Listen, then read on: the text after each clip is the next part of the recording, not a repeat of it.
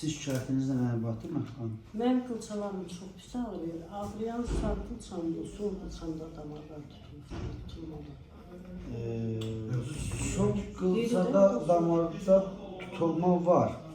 Amma əsas sizin şikayətinizdir. Yəni sol ayağınız sağdan çox mu ağrıyır? Yox, sağ ayağım çox ağrıyır. Sağ ayaq çox ağrıyır. Yəni əksinə olur. Bax, buradan tutur, qılçam bütün yığılır. O birdən elə bir bıçaq saplayır.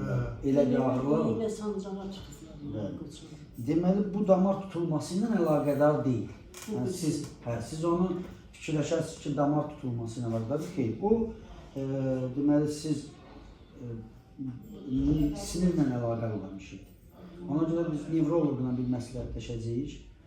Ola bilsin ki, bəzi müayinələr lazım olsun ki, baxaq görək onurğada siniri sıxan nə var? Yəni ki, ola bilsin ki, o siniri sıxır deyə sağ ayağa o formada ağrı verir. Amma sol ayağınızda elə bir şikayətiniz yoxdur ki? Ağrıyır, o da pis ağrıyır, amma bu qədər yox.